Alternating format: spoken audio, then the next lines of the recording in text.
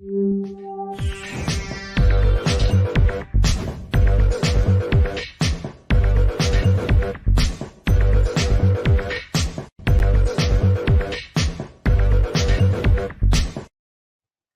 everybody, welcome to the show. You know where you are, the 9 at 9 with me, Tigo. And you know, if you're watching this live, May, second week of May, second Wednesday of May, 2022, then Dr. Wah is coming up, and we're going to get to talk to her about understanding investing. Yeah, we're going to go a little deep in a really fast time. So sit right there. We'll be right back.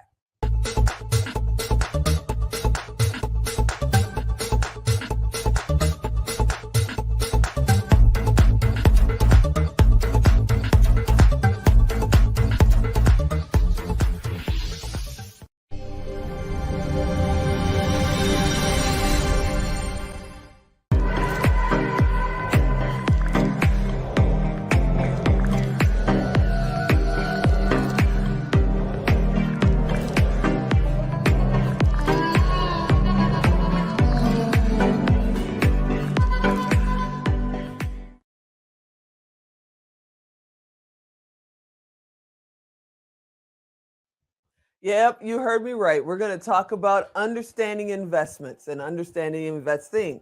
In this time when everybody's talking about crypto and metaverse and blah, blah, blah, blah, blah, if you don't understand basic investing, Bitcoin's going to drive you to drink. I'm just telling you. So we called Dr. Wah and said, will you come and explain this to us? Hey, Dr. Wah, you out there? Hey, Tigo, how are you? I am good. How are you? I'm fabulous. That's awesome. Okay.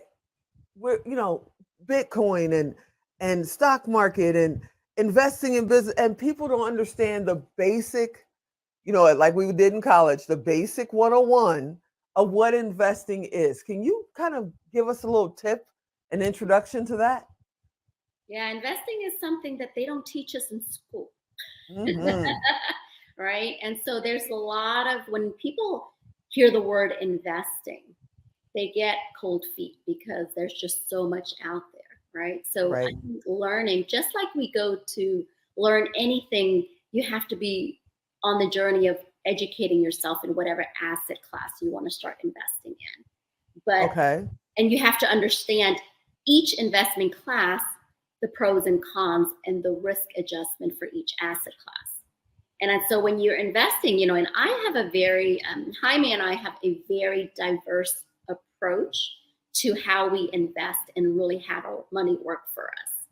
And so it's really important when you're trying to budget out and you do a financial analysis of where you are and really set aside an X amount of your, and make that part of your routine when you budget out to see what percentage do you automatically set aside that's going to be investing money. Because the goal of investing is having your money work for you instead of you working for your money.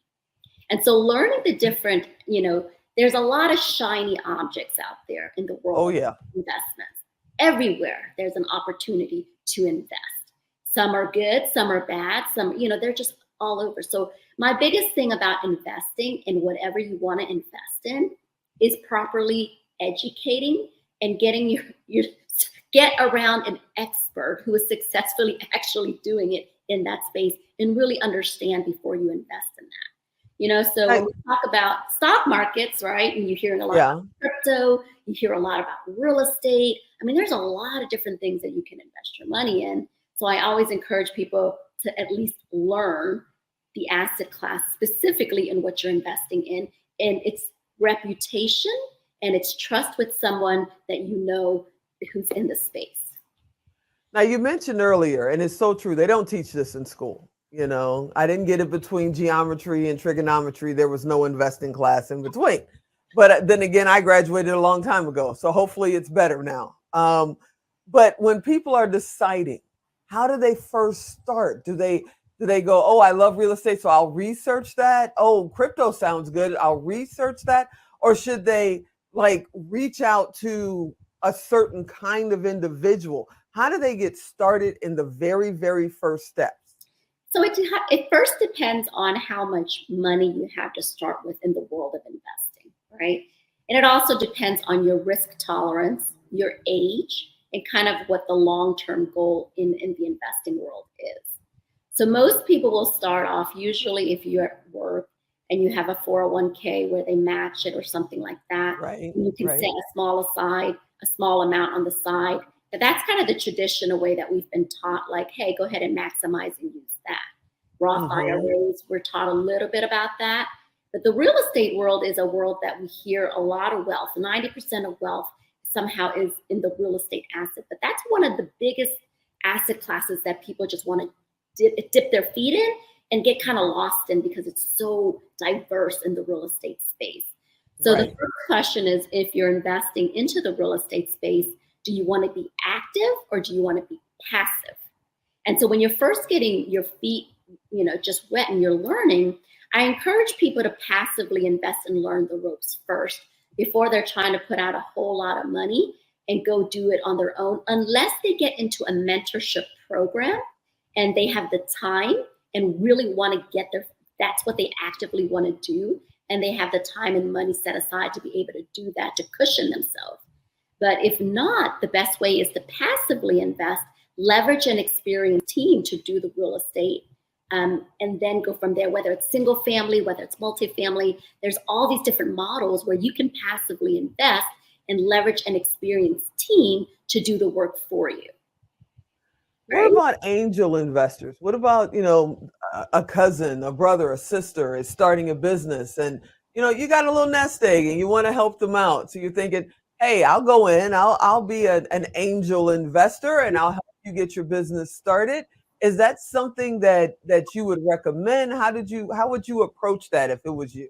Yeah, if you're an angel investor, just know that if you're looking for cash flow up front, that's not the vehicle. If you're looking for like, okay, it might be a few years, and it's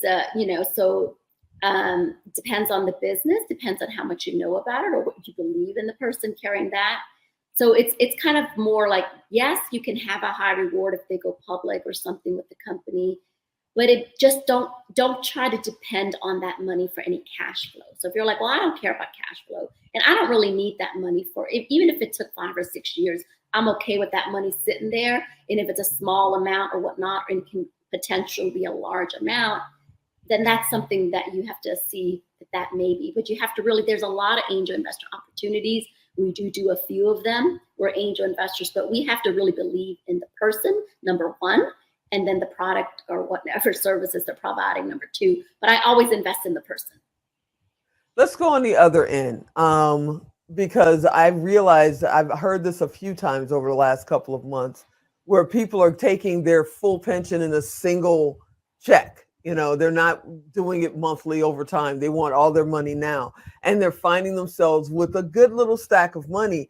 And now they want to figure out how to be, a part of a venture capitalist group or part of a hedge fund or, be on the much higher end scale. How do you research that? Is that something that you need to grow into and not just jump into? Because you can lose your old pension, right? You can. So that's a high risk, when you're taking your pension and you're depending on that, and you're putting it, if you're putting a big chunk in all in one basket, in one egg, that's really a risky. I would consider that a risky investment, right?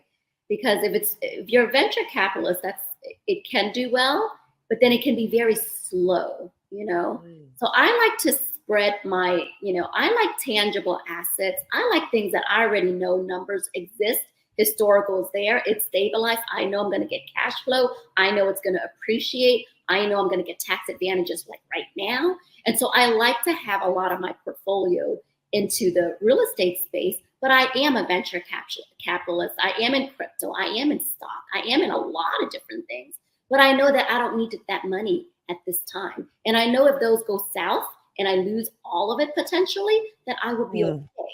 So the investment strategy has to be different for everyone. But if you're taking all of your pensions out and you're depending on that to me is a high risk. Okay. Okay.